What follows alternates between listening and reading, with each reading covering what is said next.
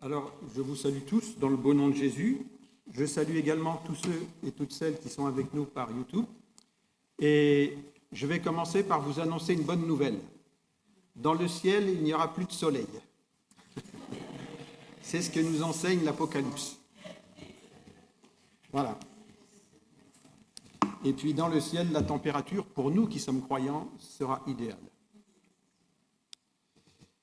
Nous allons donc nous arrivons à la fin de toute notre série sur la grande histoire du salut, de la Genèse à l'Apocalypse. Et aujourd'hui, nous allons parler de ce que Dieu tient en réserve pour chacun d'entre nous. Le thème donc de ce message qui nous est proposé par cette étude, c'est la nouvelle création. Et nous allons lire un premier texte, même si nous y reviendrons un petit peu plus tard. Voilà, je vous propose d'abord l'introduction, la chute de l'homme, un petit rappel quand même, parce que l'histoire du salut a sa raison d'être malheureusement dans la chute de l'homme. Nous verrons ensuite la grande histoire du salut, que l'on pourrait appeler une grande histoire d'amour. Nous lirons ensuite dans l'Apocalypse, nous nous interrogerons, est-ce un livre pour nous faire peur ou pour faire de nous des gens qui sont pleins d'espoir et heureux? Et enfin, en conclusion, une consolation éternelle. Le premier texte donc que nous allons lire ensemble est tiré du livre de l'Apocalypse, chapitre 21, verset 1er. Puis je vis un nouveau ciel et une nouvelle terre, car le premier ciel et la première terre avaient disparu, et la mer n'était plus. Et je vis descendre du ciel, d'auprès de Dieu, la ville sainte, la nouvelle Jérusalem, préparée comme une épouse qui s'est parée pour son époux. J'entendis du trône une forte voix, qui disait « Voici le tabernacle de Dieu avec les hommes. Il habitera avec eux et ils seront son peuple, et Dieu lui-même sera avec eux.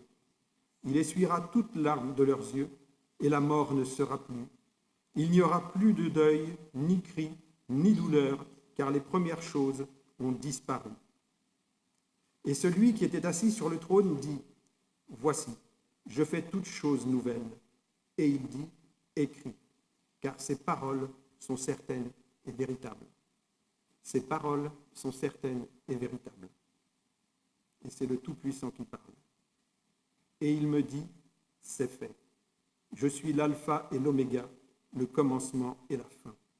À celui qui a soif, je donnerai de la source de l'eau de la vie gratuitement.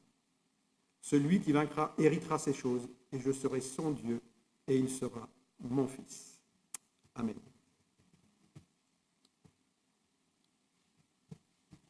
Je vais faire un bref résumé de cette grande histoire du salut. Elle avait commencé dans la Genèse par la création du ciel et de la terre et de tout ce qui s'y trouve, et elle se termine dans le livre de l'Apocalypse par la création d'un nouveau ciel et d'une nouvelle terre. Entre ces deux événements, il y a eu bien sûr la création de l'homme et surtout sa désobéissance.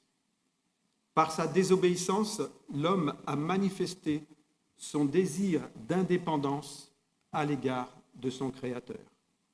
Créateur auquel, pourtant, il devait tout, à commencer par sa propre existence, et sans lequel, finalement, l'homme n'est que poussière. Cette désobéissance a entraîné l'homme dans la perdition, dans la souffrance, dans les larmes et la mort. Et comme nous avons eu l'occasion de le dire, puisque c'est moi qui étais chargé de ce triste passage, c'est aussi à ce moment-là qu'a eu lieu la première violence conjugale. Je vous rappelle brièvement que lorsque Adam et Ève ont péché, ils ont connu la honte, la crainte, ils se sont cachés devant l'Éternel. Ève devait être dans un état d'affliction profonde, et tout ce que l'homme a pu dire, au lieu d'en prendre soin, c'est de dire à Dieu, c'est la femme que tu as mis à mes côtés. Comme si elle n'était pas suffisamment chargée. Et nous avons là un premier acte de violence dans l'histoire de l'humanité. Ça n'a pas traîné. Et ça dure toujours. Je ferme la parenthèse en soulignant simplement qu'il y a un groupe espoir qui est mis en place dans notre Église et que ça peut, si vous en avez besoin, vous n'hésitez pas à vous en approcher. La grande histoire du salut nous apprend que Dieu est amour. Cette grande histoire du salut, on pourrait l'appeler la grande histoire de l'amour du Dieu saint pour l'homme souillé et perdu. D'ailleurs, on entend dire parfois que la Bible, qui est toute inspirée de Dieu, est une lettre d'amour que Dieu a envoyée à l'humanité entière. Personnellement, je pense qu'on peut la considérer comme telle. Cet amour de Dieu pour l'homme est exprimé de manière magistrale dans un des versets les plus connus de la Bible. Car Dieu a tant aimé le monde qu'il a donné son Fils unique, afin que quiconque croit en lui ne périsse point, mais qu'il ait la vie éternelle. Dieu, en effet, n'a pas envoyé son Fils dans le monde pour qu'il juge le monde, mais pour que le monde soit sauvé par lui. Dieu nous a aimés, pas seulement en parole, pas seulement en nous racontant une belle histoire, même si c'est une histoire d'amour, mais il a agi. Il a été jusqu'à donner son Fils unique, et il l'a donné totalement, jusqu'au bout, jusqu'à sa mort sur une croix, crucifié pour nos péchés, afin que nous puissions en être pardonnés et avoir ainsi la vie éternelle. Dieu nous a aimés d'une telle manière qu'il a donné son Fils pour qu'il meure sur une croix, afin que nous puissions être pardonnés de nos péchés. Par sa mort sur la croix, Jésus a détruit à jamais les causes profondes du mal et leurs résultats, c'est-à-dire le diable, le péché et la mort, et toute la puissance qui leur est associée. Par sa mort sur la croix, Jésus a détruit tout cela. Et nous le verrons ensuite, il a tout détruit, toutes ces choses, pour l'éternité. On n'en entendra plus parler, plus jamais. Cela nous renvoie donc, cette victoire de Jésus, au texte qui nous est proposé. Je reviens donc à ce texte-là. Et ce texte se trouve lui-même à la fin du dernier livre de la Bible. Ce texte est appelé à être pour chacun d'entre nous, d'une part, une grande source d'encouragement au milieu du monde qui va de plus en plus mal et dans lequel nous vivons. Et d'autre part, une source d'inspiration pour la manière dont nous dirigeons nos vies. Étant entendu que nous devons bien veiller à vivre dans la perspective de ce que Dieu nous réserve, de ce que Dieu réserve à ceux qu'il aime et qui lui demeurent fidèles. Ce livre de l'Apocalypse nécessite 2 petites notes explicatives. Parce que le terme apocalypse fait un peu peur. Le contenu de l'Apocalypse, il faut reconnaître que parfois c'est un peu terrifiant. Néanmoins, le terme apocalypse de nos jours est utilisé pour évoquer des catastrophes, des désastres et le chaos. Mais il n'avait pas du tout ce sens-là à l'époque du Nouveau Testament, et il ne doit pas avoir ce sens pour nous aujourd'hui quand on parle de ce livre biblique. Les anglophones, probablement d'autres langues également, ne s'y sont pas trompés. Ils appellent ce livre que nous appelons Apocalypse, Révélation. Et c'est l'idée qu'exprime le texte grec, apocalypsis. Plus précisément, il signifie enlever le voile, c'est-à-dire enlever le voile pour rendre visible ce qui était caché par ce voile. C'est d'ailleurs le premier mot du livre que nos Bibles traduisent bien par révélation.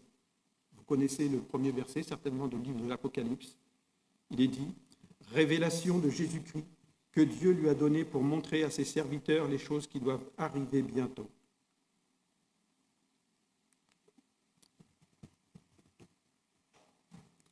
Il y a donc à la base rien de catastrophique dans ce mot. C'est simplement parce qu'il contient effectivement beaucoup de catastrophes et de fléaux qu'il a pris ce sens dans le temps, par glissement. Mais au départ, il signifie simplement révélation, pour faire connaître à ses serviteurs ce qui doit arriver bientôt. Je précise cela parce qu'il est important que nous prenions conscience, nous qui sommes croyants, nous qui avons la paix avec Dieu par la foi en Jésus-Christ, que le but de ce livre n'est pas de faire peur, n'est pas de nous faire peur, c'est tout le contraire. Et c'est la seconde note. Ce livre de l'Apocalypse, de la Révélation, a été écrit par Jean à une époque particulièrement pénible, difficile pour les croyants. Ils avaient besoin d'être encouragés. Et Dieu a inspiré, a montré à Jean des révélations extraordinaires pour encourager son peuple. D'ailleurs, ce même livre, au verset 3 du chapitre 1er, on peut le lire, c'est écrit noir sur blanc, alors je vais vous le lire. Apocalypse 1:3, heureux, heureux celui qui lit et ceux qui entendent les paroles de la prophétie et qui gardent les choses qui y sont écrites, car le temps est proche. Ce livre, écrit il y a près de 2000 ans, doit avoir le même effet pour nous aujourd'hui, celui de nous procurer, à nous qui sommes croyants, de la joie, un certain bonheur. Pourquoi ? Parce que nous sommes appelés à porter nos regards sur la fin de ce livre, qui correspond à la fin de la grande histoire du salut. La fin, c'est ce qu'il y a de plus important. Et la fin de cette grande histoire, c'est Dieu qui gagne. C'est Dieu qui gagne. Il gagne sur le mal et sur tout ce qui peut engendrer dans nos vies les souffrances, les larmes et la mort. Et dans sa grâce infinie pour nous, il nous fait entrer dans sa victoire. Il nous fait entrer dans son triomphe et dans sa gloire. La victoire est absolument garantie. Dieu est tout-puissant et rien ni personne ne peut s'opposer à sa volonté sans qu'il le permette. Et en l'occurrence, il ne l'a pas permis et il ne permettra jamais qu'on s'oppose à son dessein.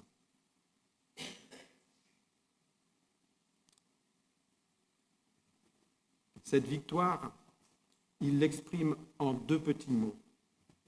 Dans ma Bible, deux petits mots dans ma Bible. Dans le texte original, un seul mot. Dans le texte qui nous est proposé au Apocalypse 21, 5, 6,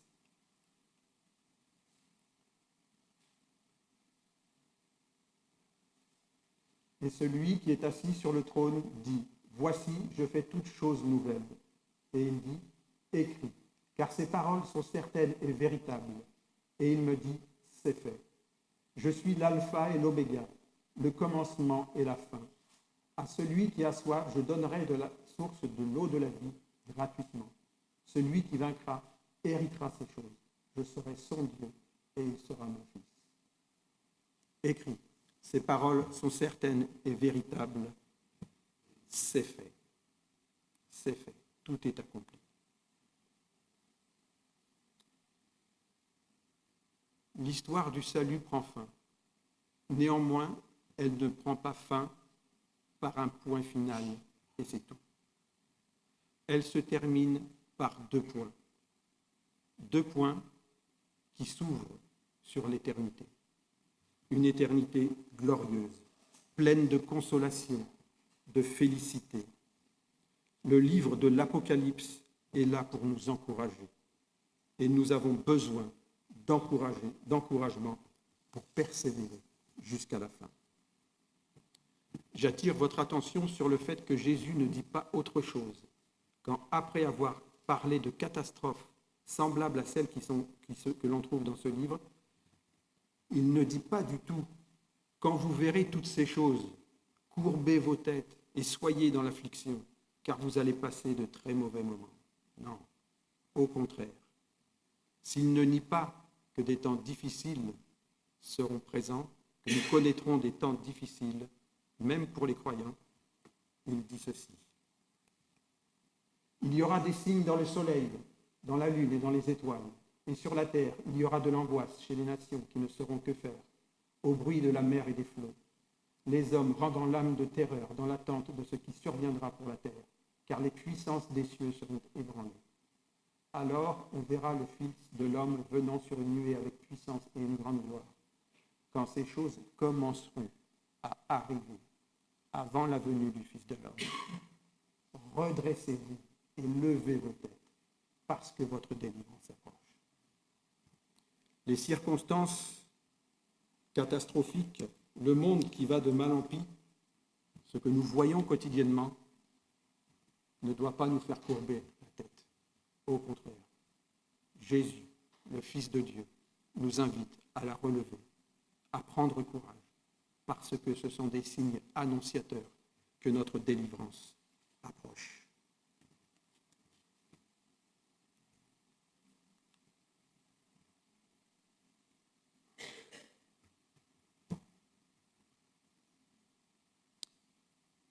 Jésus est celui qui tient le monde et nos vies dans sa main. Faisons-lui confiance. Votre délivrance approche. En quoi consiste notre délivrance en tant que peuple de Dieu, racheté par le sang de Jésus, par le moyen de notre foi? Nous l'avons lu au verset 3, nous serons avec Dieu. Nous serons avec Dieu dans sa nouvelle création, et cela pour l'éternité, puisque la mort ne sera plus. Et au verset 4, nous lisons « Il essuiera toute larme de leurs yeux, et la mort ne sera plus. Il n'y aura plus ni deuil, ni cri, ni douleur, car les premières choses ont disparu. » Béni soit le Seigneur. Tout ce qui peut nous faire souffrir aujourd'hui aura disparu pour l'éternité. Plus jamais nous ne connaîtrons le deuil, la souffrance, les larmes. Plus jamais. Plus jamais. Quel merveilleux destin que le nôtre. Quelle merveilleuse histoire que celle de notre salut. Avant de conclure mon message, je souhaite souligner le caractère profond de Dieu. Je voudrais que nous percevions ensemble avec quel sentiment Dieu essuiera toute larme de nos yeux, afin que nous puissions les uns et les autres, ensemble, y trouver une puissante source d'encouragement et de réconfort. Réconfort d'autant plus nécessaire que nous vivons les uns et les autres des temps difficiles, que ce soit sur le plan personnel ou collectif. Plus nous saisirons à quel point Dieu a de la compassion pour nous, plus nous y trouverons de réconfort et de force. Il n'essuiera pas nos larmes d'un revers de doigt, insensiblement, froidement. Non. Dieu n'est pas comme ça. J'ai rappelé tout à l'heure que Dieu est amour.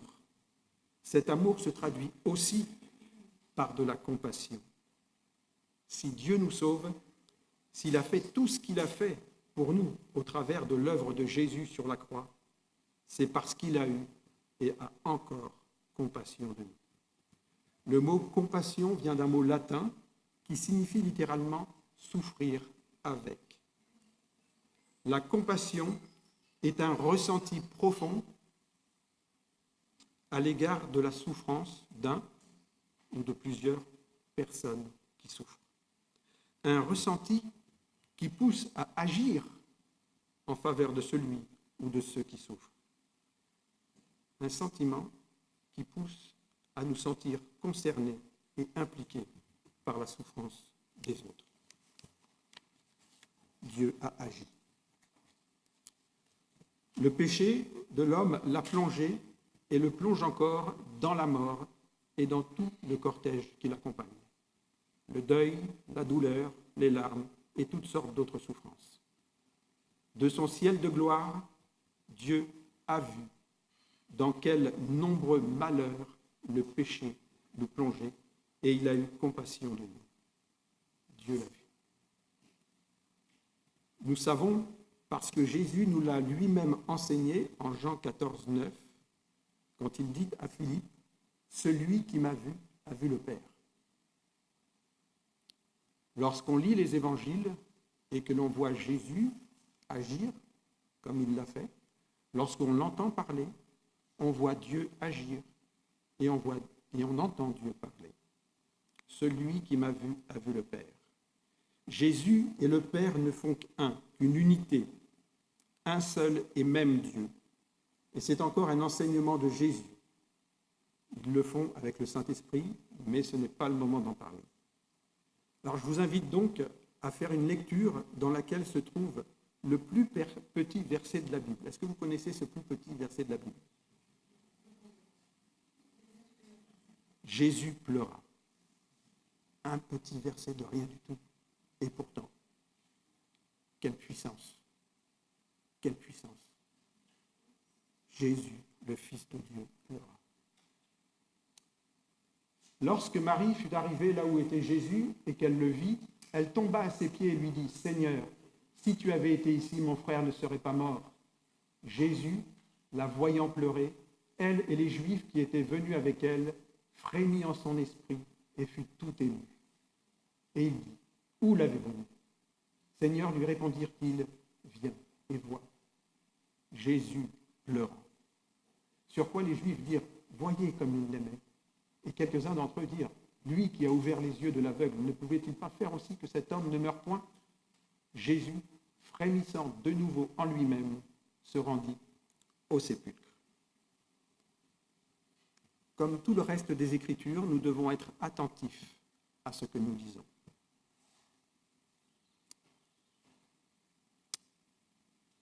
Jésus pleura. Ce texte est témoin, rend témoignage. Il est révélateur d'une grande émotion, d'une émotion profonde que Jésus a connue. Celui qui m'a vu a vu le Père. Mais pour qui ou pourquoi Jésus pleure-t-il? Pourquoi a-t-il pleuré? D'après les Juifs qui étaient présents, pour Lazare, verset 36, ils avaient totalement tort. Jésus ne pleure pas du tout la mort de Lazare. Il sait très bien qu'il va le ressusciter. Il pleure en voyant Marie pleurer et tous ceux qui étaient avec elle. Il pleure devant la détresse de ces hommes, de ces femmes, que la mort, à laquelle la mort fait tant de mal. C'est pour cela qu'il pleure.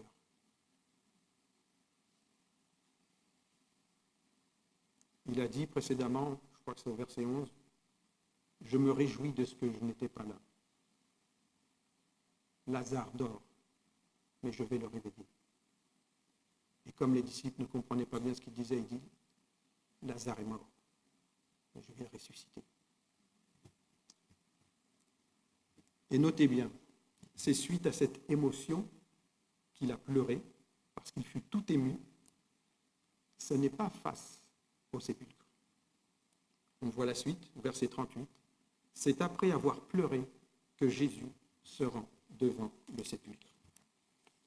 Jésus a pleuré sur la détresse de l'humanité. Il a frémi dans son esprit, il a été ému de compassion. On pourrait se dire, oui, mais Jésus a pleuré, il fut ému parce qu'il était dans sa condition humaine. Pour ce qui est de Dieu, le Tout-Puissant, celui qui règne au siècle des siècles, ce n'est pas pareil. Nous aurions tort de nous dire cela. J'en veux pour preuve une parole que lui-même a prononcée de son ciel de gloire.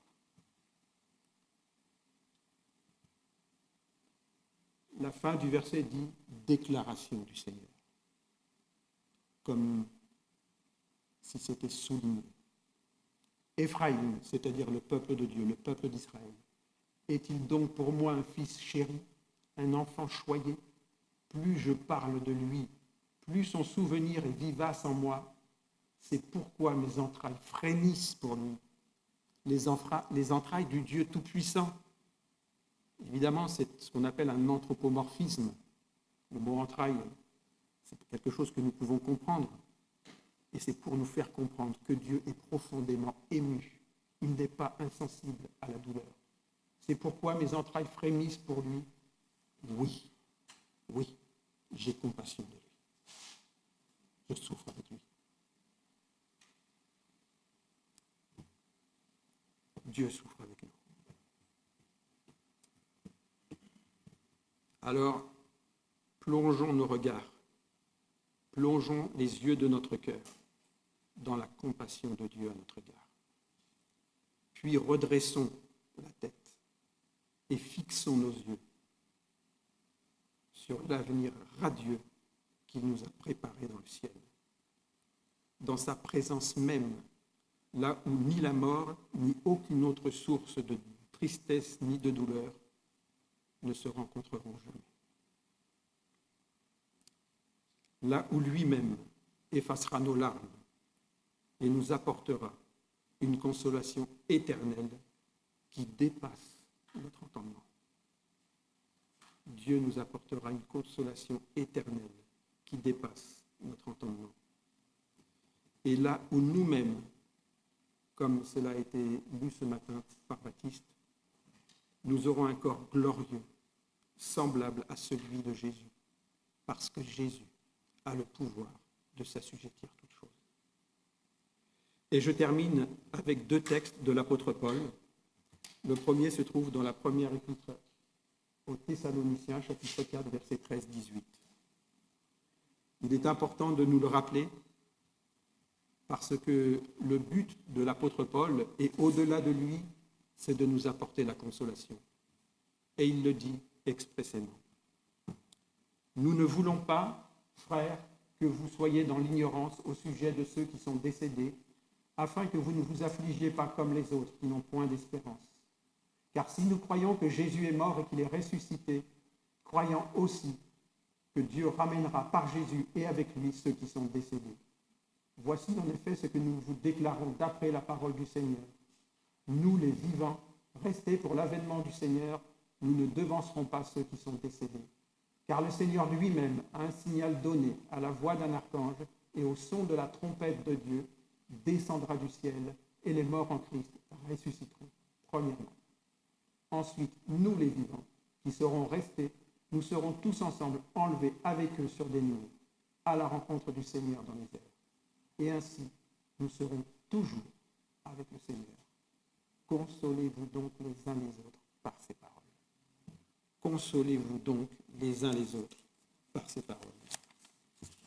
Et un dernier texte, toujours de l'apôtre Paul, dans 2 Thessaloniciens, chapitre 2, versets 16 et 17, que notre Seigneur Jésus-Christ lui-même est Dieu notre Père, qui nous a aimés et qui nous a donné par sa grâce une consolation éternelle et une bonne espérance, console vos cœurs, vous affermisse en toute bonne œuvre et toute bonne parole.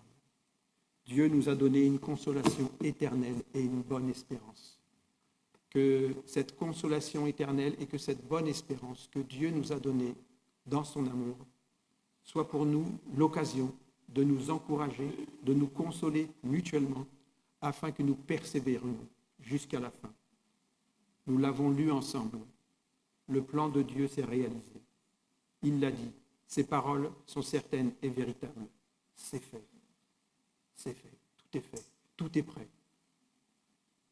Il ne reste plus qu'à attendre le retour du Seigneur, qui, s'il tarde un petit peu, le fait par patience, parce qu'il ne veut pas qu'aucun périsse. Que son nom soit béni. Amen. Seigneur mon Dieu, je veux te remercier pour ta parole. Merci pour cette grande histoire du salut que tu nous as révélée, que tu as rendue vivante dans nos vies, Seigneur.